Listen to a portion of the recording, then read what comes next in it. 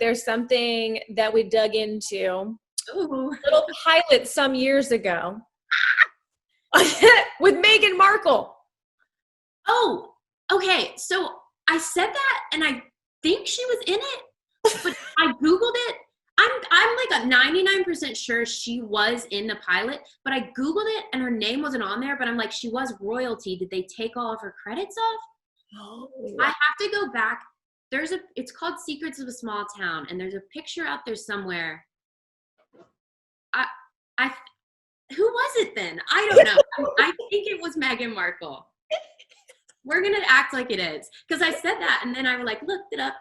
I'm like, her name's not there, and people are gonna think I'm lying, but you it is. But I think they took the credit off because the pilot didn't go, but also because maybe because she was royalty, they left everything but suits. I don't know.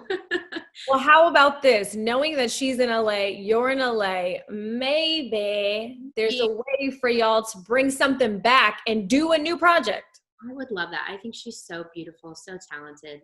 I'm glad they're living their life, doing their own thing. That's amazing. A nice girl like you. Yes. July 17th. What are we on? The 15th. 2 more days. I know. I don't know what day it is. The last few months, I'm like, it's the exact same day. But yes, 2 days. It comes out. I'm so excited. We did this movie about a year and a half ago, and we had so much fun. I love doing independent films because you get like more freedom to just do whatever you want. And right. I play a girl literally named Lucy Neal. It was written as Lucy Neal. I'm obviously Lucy Hale. And it just follows a girl who kind of hits her version of a rock bottom, and she finds her way to herself through her sexuality. And she makes this crazy sex to-do list, and she checks them off one by one. So for me, I'm like super timid about all that stuff. So it actually brought me out of my shell as well.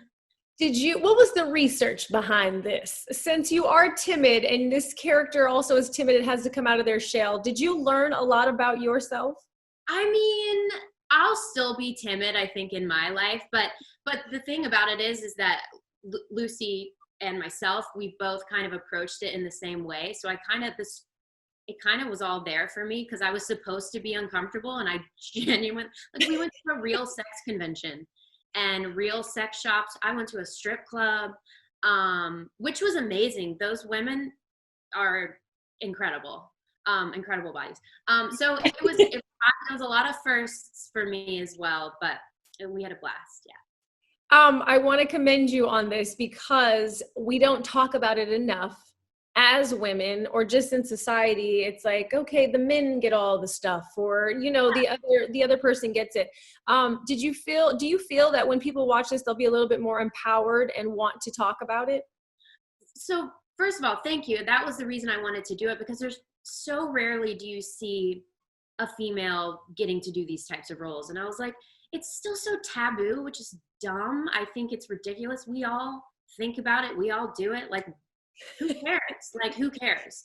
I hope it empowers people. I really do. I mean, I think some people will be uncomfortable, which is fine. Like, that's totally fine. But I think it's important that we accept that side of ourselves and accept our bodies and our sexuality, because that makes up so much of who we are and who we are in relationships. So yeah, let's lay it all out on the table. How do you relate to the idea? Because I believe you put this out on social where you were saying a good girl that decides to get a little naughty. Yes. Have you ever gone there? Can you relate at all to this character? Yes. I mean, I don't know. I feel like I'm kind of a good girl at heart, but yeah, I mean, we all have a naughty side. I mean, mine comes out at times. I'll leave it at that. With the shoulder time. Yeah. Yeah, sex to-do list is very saucy. Yes. When you read these goals and you see something like this, is it, again, I feel people will watch this and be empowered, especially women. And what do you think about a to-do list? Would you suggest one of those? I think it's fun. Absolutely. I mean, everyone's different. If it's going to break you out of your shell, like, absolutely. Yeah, I personally have not made a list, but I probably should after seeing the movie. I mean, I haven't seen the movie in a bit. I'm trying to remember all the things on the list, but it was like, go to a strip club, go to a sex convention. There's a lot of things on there. But, yeah, I mean, it was a lot of fun playing it. I'm sure it would be a lot of fun in real life as well. Your character Lucy also has to plan this date night. What would be a perfect date night in Lucy Hale's life? Lucy Hale's life. Like a concert at the Hollywood Bowl for me would be amazing. I love the Hollywood Bowl. It's my favorite place in LA, maybe in the world. So that for me, like concert would probably be fun. But I mean, a date night during quarantine, what can you do? Zoom? Zoom meeting? I know. Zoom date? Yeah, what's up? Have you done one of those? Because nope. No. I've been on a date in a long time. Pre-quarantine too. Right. We know what you would love to do. What would be the worst date night if you showed up and you're like, ooh, maybe not. We shouldn't have done this. Like for me, I don't know. Oh, like a gun range, like taking me shooting or something. I don't go to that. No, they scare me. Yeah. Good. That's good. We don't need any guns. Again, for you, in your own words, for women watching this interview, and after they see the film, what do you want them to embrace about their sexuality? What do you want them to take away from this? And also just the empowerment of being a woman and having a voice. Well, I think the most amazing people in the world are women. I think we, in my opinion, are the most powerful. And I think that, you know, I'm now 31 and it's taken me 31 years to like love and accept my body and accept my sexuality, whatever that may be for people. We're in such a cool time in the world where we're so accepting of, most people are so accepting of whoever you love, whoever you want to be. Right. So the whole takeaway from the movie is just whoever you are, love it, embrace it, like shout it from the rooftops. I think that we've been repressed for too long and, you know, we have a ways to go. But like I said, we're in a cool time where women can be whoever the hell they want to be. And I think that's amazing. And you saying you're 31 now. Yeah. I'm still saying I'm 30, but I did say 31. Okay. Not that that's bad. We love being 31. We love it. It's great. 31 is great. 30 plus the one. Happy belated, by the way. Thank you. How was that? Did you get to celebrate? I know things obviously are not how we all want them to be, but were you able to have a good birthday? I had a great birthday. I'm kind of past the point of like raging and partying. So I went home to see my family, which was really nice. And my mom lives like in the middle of nowhere in Tennessee. So all the family came out there and we just like grilled out and it was very PG and fun. Something, a bit of a transition for you again, obviously in this career of yours, things go and change and they come and they go and you keep making more stuff. Katie Keene. Yeah. So beautiful. I'm sure a very emotional goodbye for everyone and moving to the city. Yeah. How was that? It was tough, you know, I mean, mainly it just came as a shock because we all thought we were going back. And, I mean this when I say it, it was one of the best experiences of my life, just from a standpoint of moving to New York, the most amazing cast, the most fun I've ever had with a role.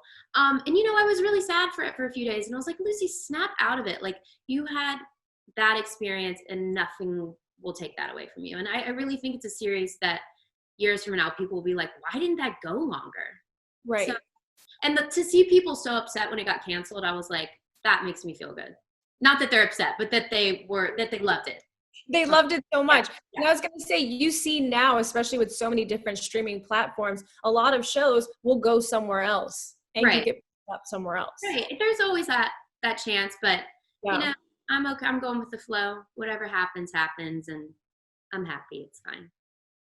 As a girl from Memphis? Memphis, yes. Okay, so first of all, I just have to say, I have never been to Memphis, but Nashville is one of my favorite places. Tennessee is beautiful. I have cousins out there in like the outskirts. Yep. They're by themselves. But it's a beautiful place to be, just that entire state over there. From going there to the big city, what was the transformation for you? And did you learn anything about yourself in that process? From Tennessee to LA or LA to LA, yeah, back and forth. Well, did you have to go to New York for Katie? Yes. For Katie. So how about that? So I moved to LA when I was 15. So that transition in itself was like night and day. When I moved to LA, I was like, yes, these are my people. People have open minds. There's so many types of people. I loved it. I was like, this is where I'm going to live forever. I was really scared to move to New York, terrified. I was like, no, I need my space. I like driving. Right. I absolutely fell in love with the city. It I was the happiest I've ever been. It is so fun because you can be anonymous there. You can walk around everywhere, which was amazing. Yeah. And people there just hustle. They've like got a purpose, you know, they're just walking around with a purpose. And I think I just love the energy. It's one of the best places. Yeah. It's I'm very, still an LA girl. I'll yeah. still live. I love New York. You're in LA right now, right? I am, yes. It's very strange to tell me if you agree with this. When I go to New York, I feel like they're obviously 24 hours in everyone's day. New York feels like you got to get it done because Yes. it's so spread out. Yeah. And everyone, like you said, the hustle. And then LA is kind of a little chill. Everyone's a little chill. I like to say people in New York actually walk the walk. Not that people in LA don't. It's just, you know, there's a reason there's like Cali surfer boys. Like things are just a little more chill. But it's so nice to have the best of both worlds. And I really can't wait to work there again. I want to go back to your hair because I keep looking at it. It's so perfect. Now I want to get like, I need Don't to. look at my roots though. They're bad. What? No, like, no. I'm No, like, they look good. They look good. thanks. I got gray hair, girl. It's like coming in. It's popping. Well, I've had that forever. You had said on Twitter, it's time for a change, possibly, like you said earlier when we just got on this Zoom. What are we thinking? Where would you go? What are your limits? I'm like, where am I? Well, this is the Katie Keene color, which I love, but you know, that chapter's kind of closed. So I'm thinking a little bit lighter. It's really long for me right now, so maybe I'll grow it out. I don't know. Tomorrow you could see me with my like normal haircut again, but everything's closed in LA, so I have no choice but to grow it out unless I'm cutting it myself, which my hairdresser texts me on the daily, like, Lucy, do not cut bangs, do not do anything, like, leave your hair alone. It's hard. Bangs are the worst to cut on your own. Yes, it wouldn't be cute. It would not be cute.